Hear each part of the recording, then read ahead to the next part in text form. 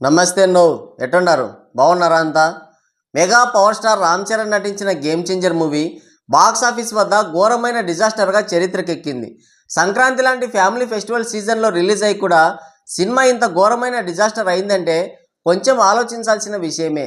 వరుస ఫెయిల్యూర్స్తో రామ్ చరణ్ క్రేజ్ అధపాతాళానికి పడిపోవడం, రామ్ చరణ్కి సపరేట్ ఫ్యాన్ బేస్ లేకపోవడంతోనే సినిమా ఇంత ఘోరమైన డిజాస్టర్ అయింది. ఒక సినిమా హిట్టా ఫ్లాప్ అన్నది కామన్. కాకపోతే గేమ్ చేంజర్ సినిమాకి గతి పట్టడానికి మెయిన్ రీజన్ మెగా ఫ్యాన్స్ అంటుంది ట్రేడ్.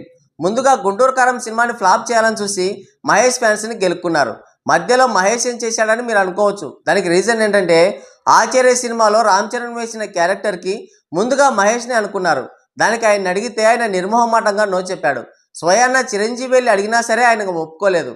చివరికి బ్రతిమాలితే భారీ రెమ్యునరేషన్ డిమాండ్ చేశాడు. దాంతో వేరే గద్యంతరం లేక రామ్ చరణ్ని ఆచార్య సినిమాకి తీసుకున్నారు. తర్వాత ప్రభాస్ ఫ్యాన్స్ని గెలుక్కున్నారు.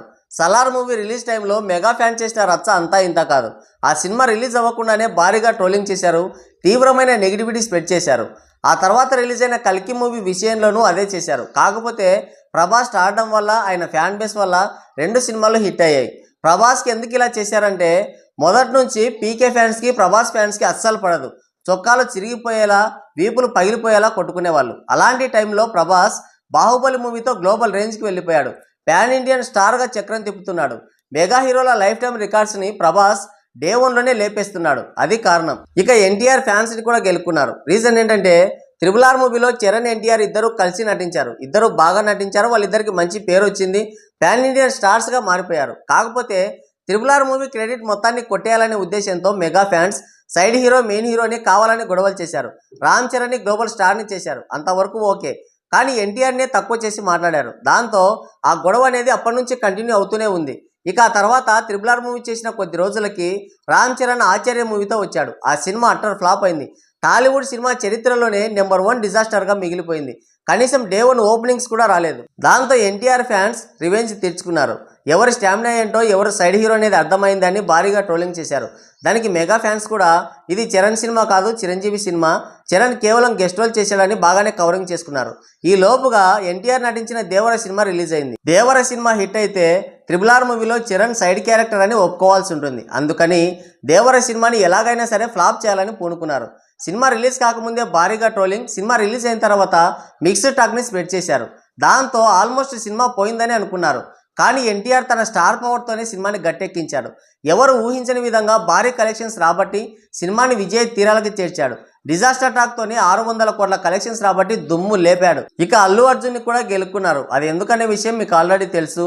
అల్లు అర్జున్ మెగా కాంపౌండ్ నుంచి ఎప్పుడో పక్కకు వచ్చి తన ఓన్ బ్రాండ్ని క్రియేట్ చేసుకున్నాడు. ఓన్ ఫ్యాన్ బేస్ను కూడా ఏర్పాటు చేసుకున్నాడు. పైగా స్టార్ హీరోగా కూడా మారిపోయాడు. ఒక విధంగా చెప్పాలంటే చరణ్ క్రేజ్ కన్నా అల్లు అర్జున్ స్టార్డమ్ 4 ఇంతలు ఎక్కువ. దాంతో మెగా ఫ్యాన్స్ ఎలాగైనా సరే అల్లు అర్జున్ని తొక్కేయాలని ఎప్పటి నుంచో కలలు కంటున్నారు, ప్రయత్నిస్తున్నారు. కాకపోతే అది వర్కౌట్ కావడం లేదు. ఇప్పుడు పుష్ప 2 సినిమా హిట్ అయితే అల్లు అర్జున్ స్టార్డమ్ గ్లోబల్ రేంజ్కి వెళ్ళిపోతుంది. అల్లు అర్జున్ని తర్వాత టచ్ చేయడం కూడా చాలా కష్టం. అందుకనే 2024 అసెంబ్లీ ఎలక్షన్స్ టైంలో వైసీపీ ఎమ్మెల్యే క్యాండిడేట్కి అల్లు అర్జున్ మద్దతు ఇచ్చాడు అని ఒక చిన్న కారణం చూపించి పుష్ప 2 సినిమాని ఫ్లాప్ చేయాలని తెగ ప్రయత్నించారు. పుష్ప సినిమాని ఫ్లాప్ చేస్తాం, బ్యాన్ చేస్తామని బహిరంగంగానే సవాళ్లు విసిరారు. అయితే అల్లు అర్జున్ స్టార్డమ్ ముందు అవేవి పనిచేయలేదు. అల్లు అర్జున్ స్టార్డమ్తో పుష్ప 2 సినిమాని ఆల్ ఇండియాస్ ఇండస్ట్రీ హిట్గా మార్చేశాడు. చివరికి రవితేజ ఫ్యాన్స్ని కూడా గెలుక్కున్నారు. రీఎంట్రీ తర్వాత చిరంజీవిని వరుస డిజాస్టర్లు వెంటాడాయి. ఎలాగైనా హిట్ కొట్టాలని రవితేజ హెల్ప్ తీసుకున్నాడు. అదే వాల్తేరు వీరయ్య. వాస్తవానికి సినిమాలో ఏం లేదు, రవితేజ క్యారెక్టర్ వల్లనే సినిమా గట్టెక్కింది. అయితే క్రెడిట్ మొత్తం చిరంజీవి ఖాతాలో వేసి రవితేజని తక్కువ చేశారు. రవితేజ వాల్తేరు వీరయ్య తర్వాత చేసిన అన్ని సినిమాలకి భారీగా నెగిటివిటీ తీసుకొచ్చారు, ట్రోలింగ్ కూడా చేశారు. అయితే వాల్తేరు వీరయ్య తర్వాత వచ్చే సినిమాలన్నీ హిట్ అయితే రవితేజ వల్లనే వాల్తేరు వీరయ్య సినిమా హిట్ అయిందని ఒప్పుకొని తిరాల్సి ఉంటుంది. కాబట్టే ట్రోల్ చేశారు. ఇలా ఇండస్ట్రీలో ఉన్న ప్రతి ఒక్కరిని గెలుక్కున్నారు. అందరి హీరోల ఫ్యాన్స్ని హర్ట్ చేశారు.